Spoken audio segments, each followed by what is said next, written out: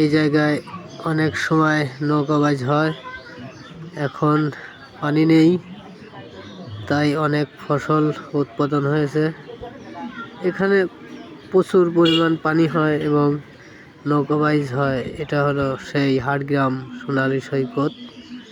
এখন শুকায়া মরুভূমি হয়ে গেছে। অনেক পরিমাণ ফসল এখানে উৎপাদন করা হয়, যা আমরা শুধু পানিই দেখছি কিন্তু ফসল উৎপাদন করা দেখি নাই। তাই আজকে ভিডিওটা সামনে আনলাম, দয়া করে সবাই ভিডিওটা দেখবেন।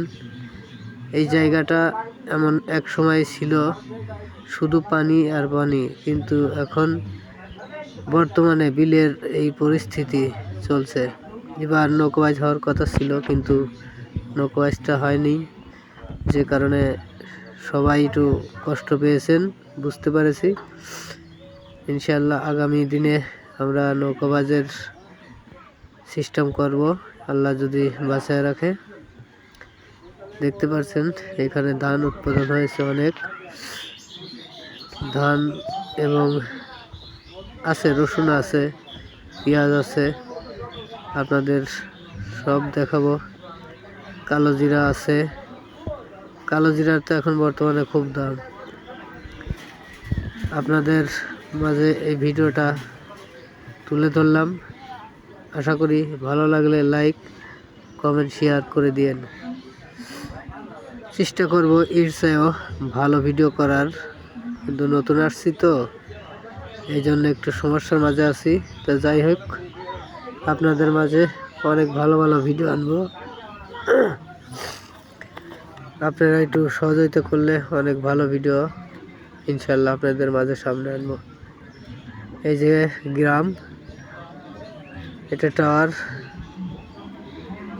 এই যে শুধু মরুভূমির মতো, দেখলে মনে হবে এটা একটা মরুভূমি।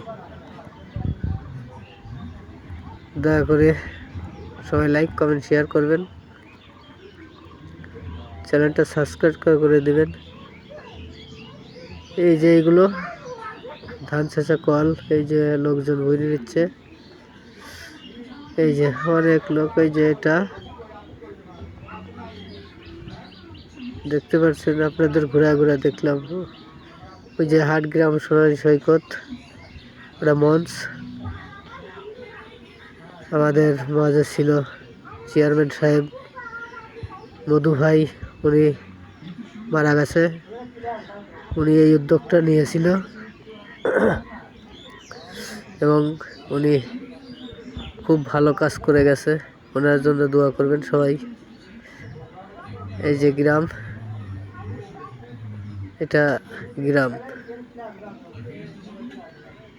এই যে অনেক বাড়ি, পার্কের সাইড দিয়ে অনেক বাড়ি আছে।